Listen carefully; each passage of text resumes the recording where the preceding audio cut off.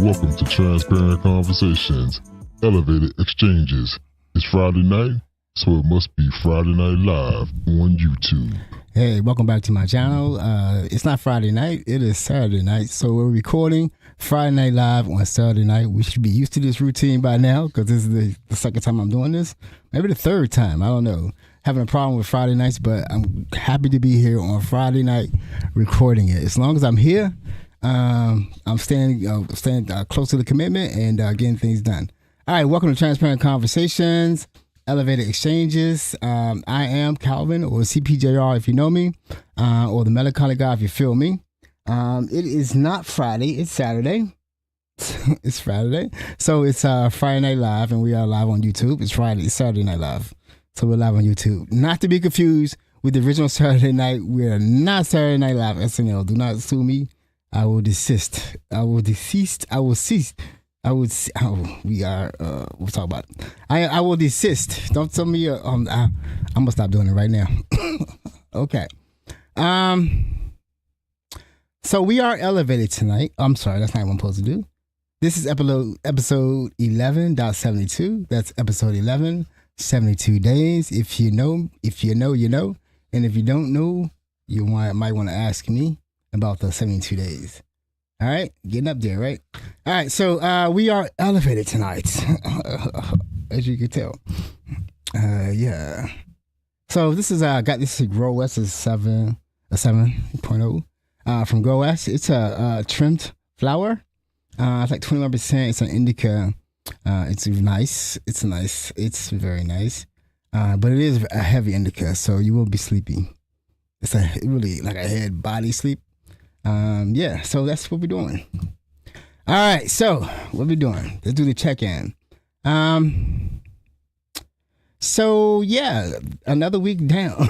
Another week down. Actually, have been getting some good news. I think have a couple of interviews scheduled for next week. Started getting calls on Thursday. So I might have 3 or 4. Actually, I had 3 calls. Yeah. So yeah, I'm waiting to schedule 2 more interviews. So hopefully some is coming up soon. The only thing I want to do is be able to get to Cannabis Fest, National Cannabis Fest in when is it? In July 18th. That's my goal. If I can get there, I'll be happy. If I don't get there, I'm fine too. Happy is not. I'm at peace. Regardless, everything's going well. So yeah, everything's going well. So I got out the house and actually did get to my appointment.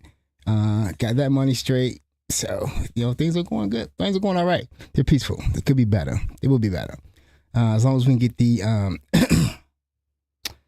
So last week I did do a political show. I had to talk about the politics just to get it off me, and it don't look it's getting any better.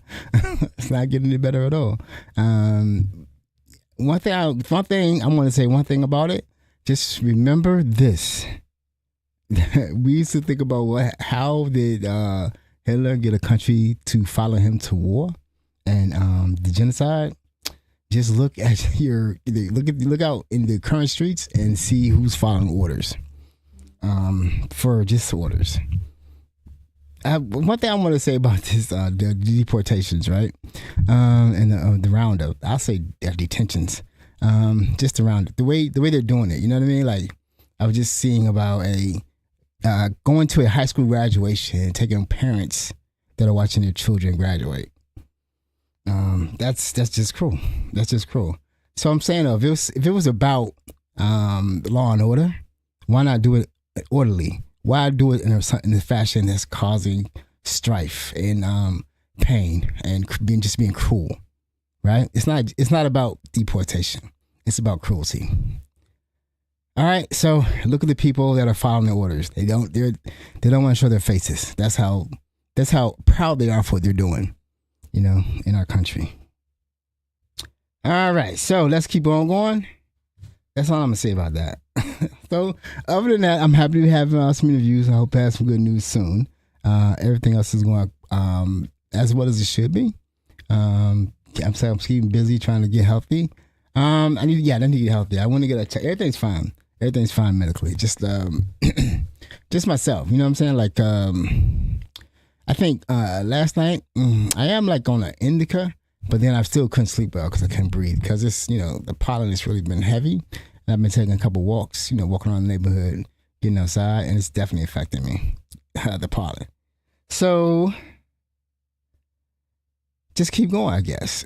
Keep going. All right, so I think, so last week was a heavy show. We're going to do a light show. We're going to talk about a subject that, go back to, what are we going back to? Ethical non-monogamy. But first, right, let's talk about the food of the day. Food for thought.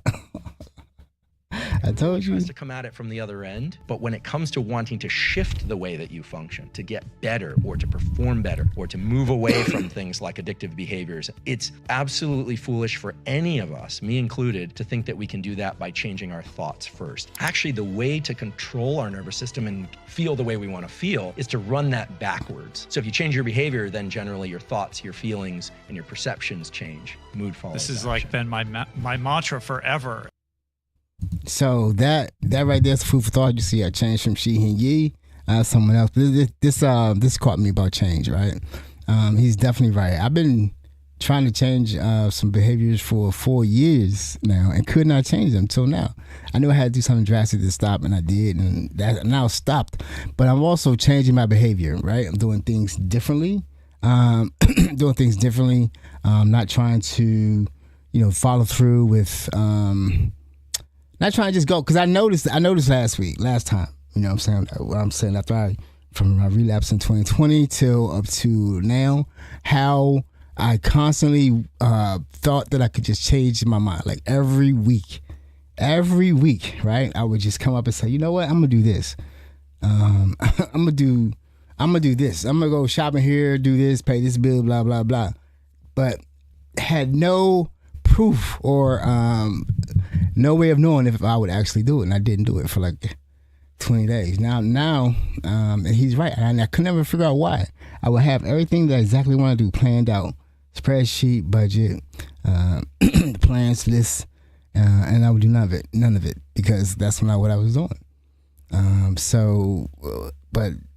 I couldn't change it. So I had to do something to change my behavior. So I do believe that what he's saying is correct, because I do feel differently now. As when I go out to do what I need to do, I go out and do exactly that, what I need to do. Because before, I think I would all of a sudden feel this anxiety, not from what I was getting ready to do, but what my body wanted to do, I guess.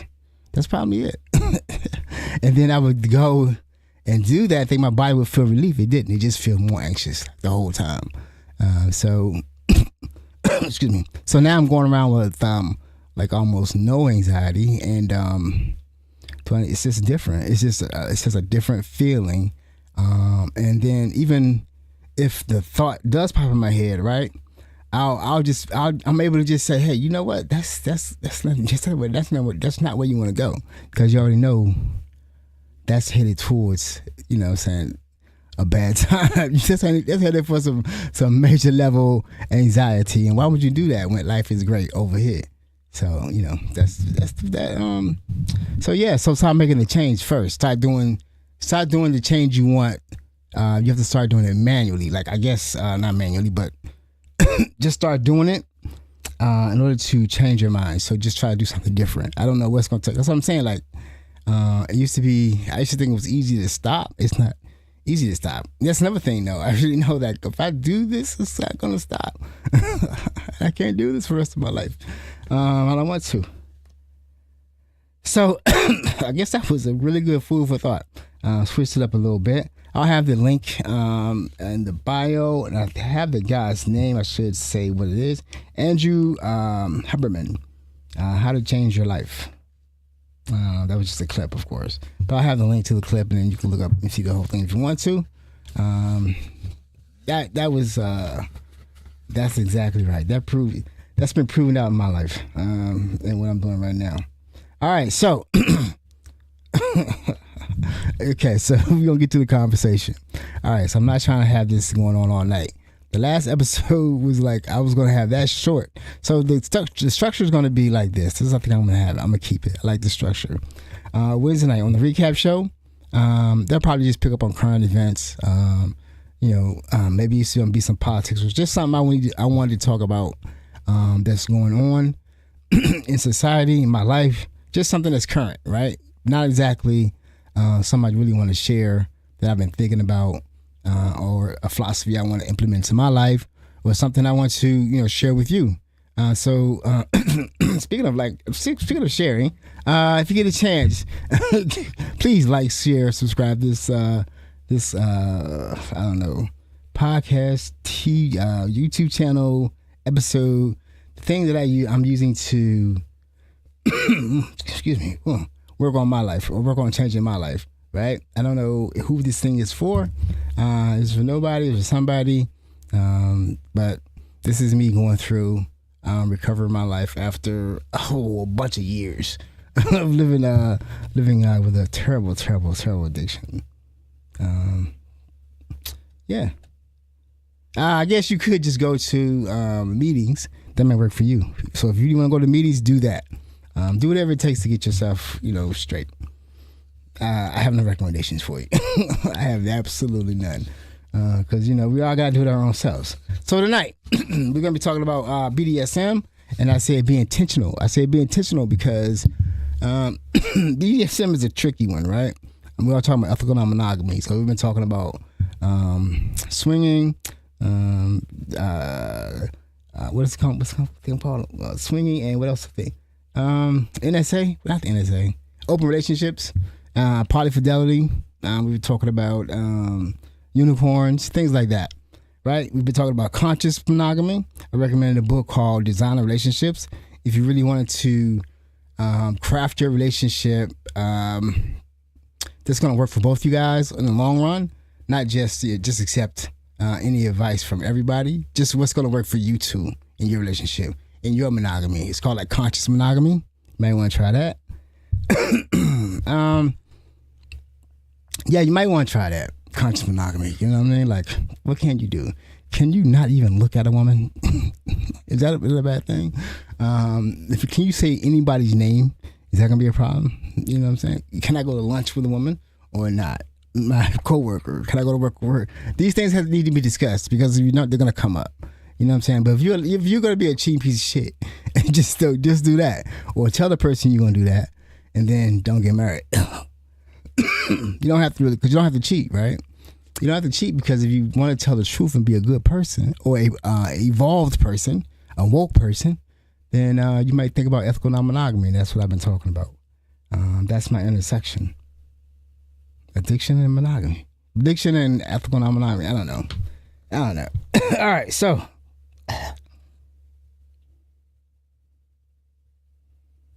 All right, so let's talk about BDSM. Might not want to be this elevated next time, right?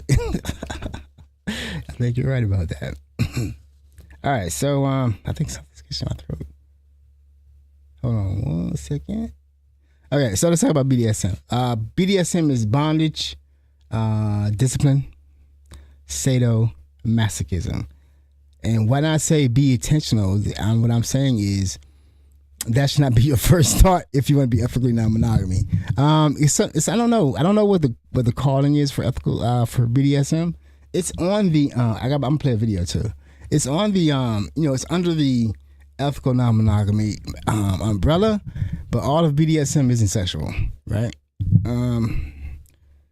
Some people get off on the pain, the domination, being dominated, or dominating, or dominating, or being submissive. That may appeal to them, but I don't really know how you get around to it or get attracted to it.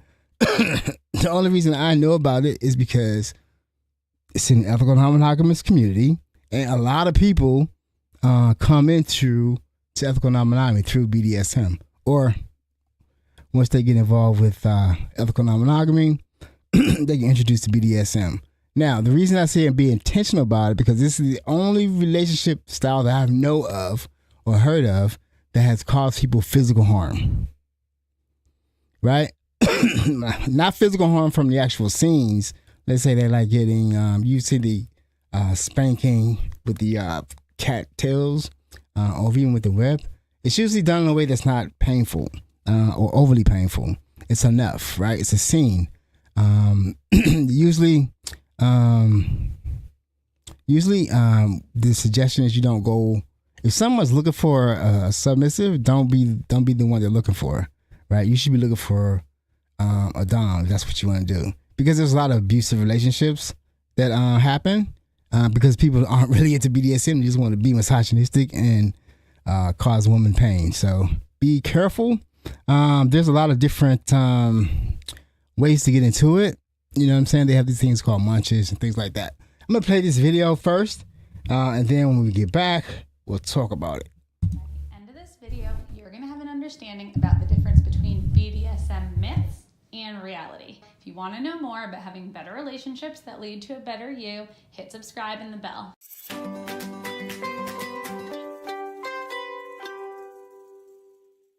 I'm Amanda Pisciuco. I'm a certified sex therapist, and I'm getting my PhD in kink consciousness, meaning a combination of BDSM and kind of like Tantra. So you should stay tuned because you'll get a free excerpt on a Shibari demo video. Let's get to it. What is BDSM? BDSM stands for bondage and discipline, dominance and submission, and sadism and masochism. So all of those things together, basically BDSM is this idea of kinky and non-traditional relationships. So some of you might ask, what's the difference between BDSM and abuse? A lot of people say BDSM is abuse. That's a myth. So BDSM and abuse are different. With BDSM, there is consent, trust, and a state of mind. What is the intention of these people who are getting together to do this scene? BDSM is basically an intersection of power dynamics and sexuality and sexual expression. Another common myth, it's all about toys. Yes, there are floggers and whips and chains and rope. That's all very fun and exciting, but BDSM is not all about the toys. BDSM, I'd like to say, is a lot about the mindset and the connection between the people that are involved. Another myth, BDSM always incorporates fetishists. That is not true. When you have a fetish, the definition of a fetish is something that you need in order to get off.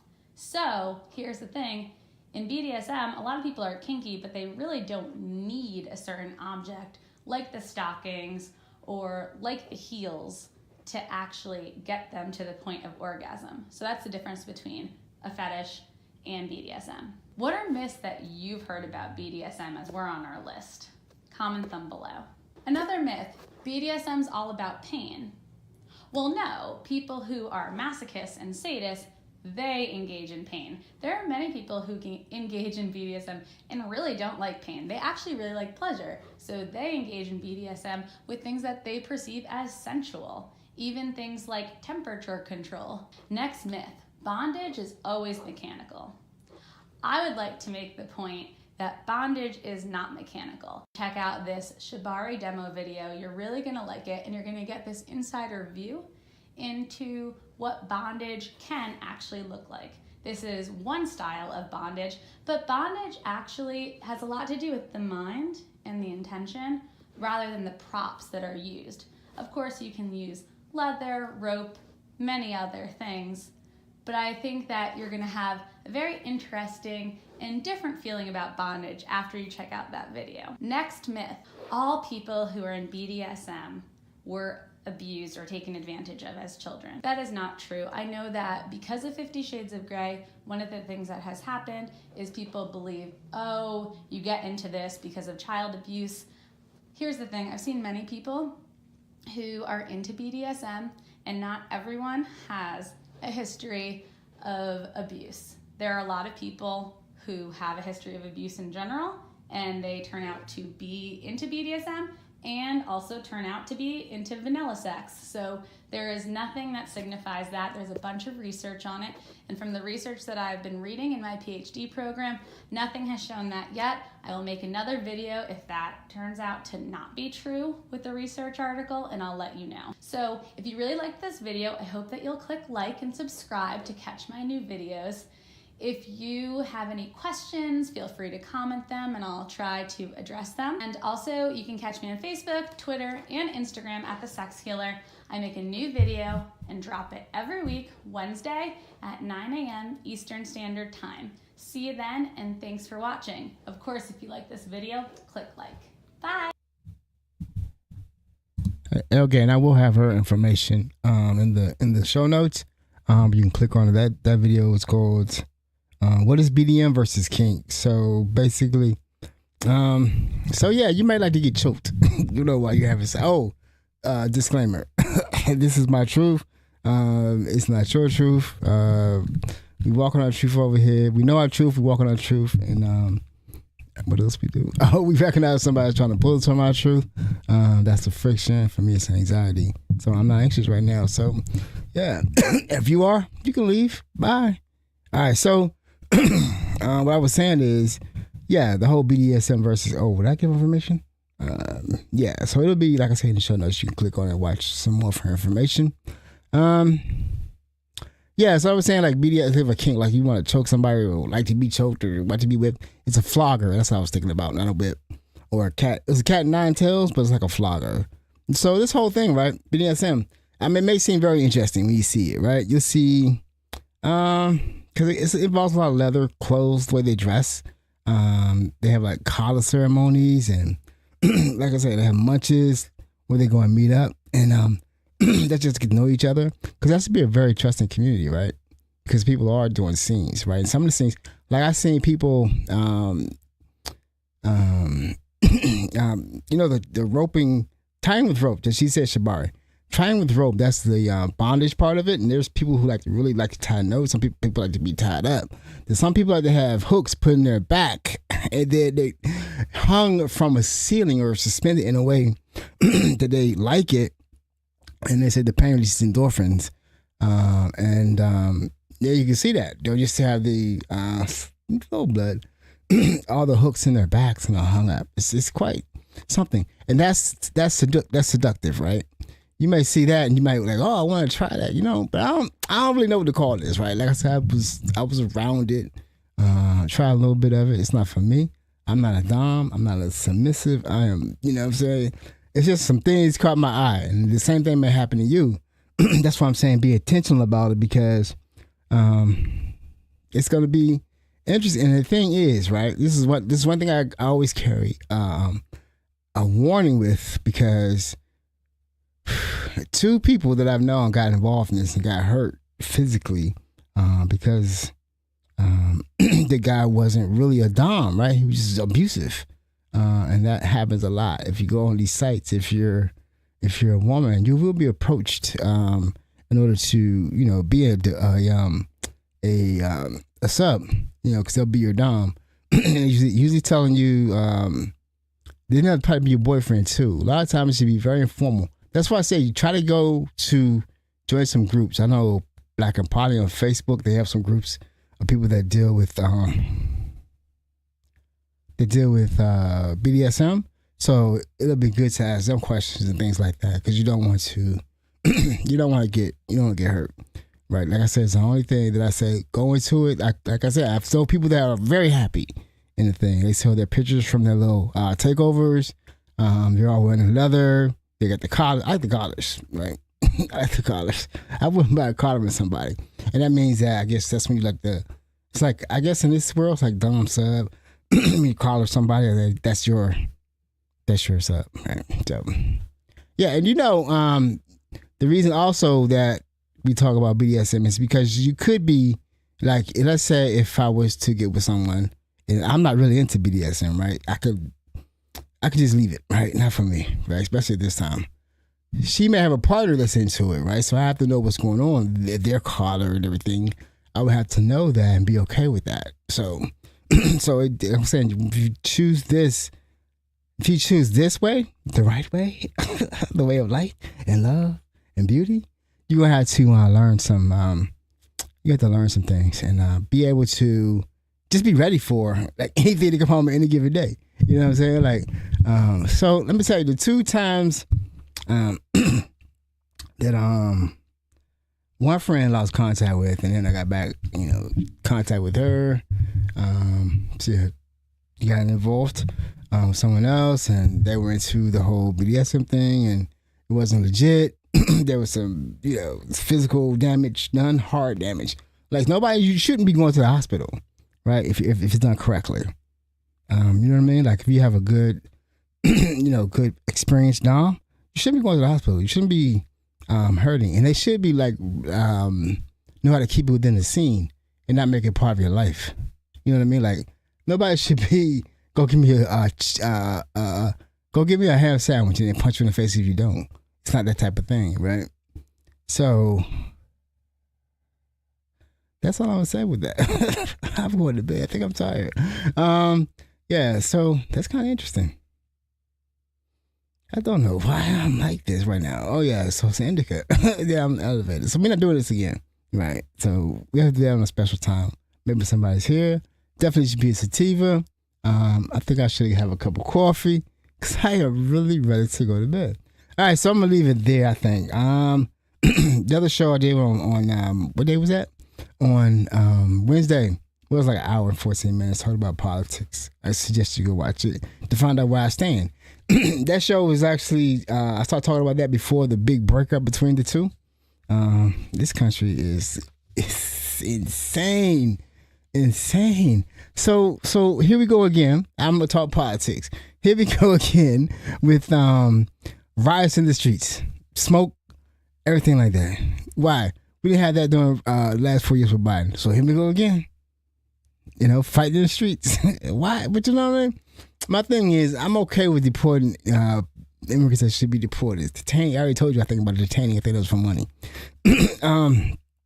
But if you go into somebody's job, take them out off the job. All right, so who's gonna do the job? The job is still there. Who's doing the job? Can somebody answer me? Because they're going into people's jobs and locking people up. They're not going down the street, picking up people. They're going to their jobs, so they're working. Does that make any sense? How does that make sense to MAGA? You want the job? You ain't gonna do the job. You're not doing the job because y'all ain't working now. If y'all working now, y'all too busy complaining about something. Y'all getting some money. Y'all get more welfare than. Stop. Why'd I go political? I don't know. I need to get off this. Thank you for watching. We're gonna leave it there. If you do BDSM, be intentional. Do your research. Don't just go into it because this isn't one place that you can end up really hurt. You can end up hurt really bad. All right, or you can have the experience of a lifetime. All right. So yeah. All right, people. We out. Choose love. Choose love every time. Every time. Things will work out. Things will always work out. See you next week. Peace. See you next week.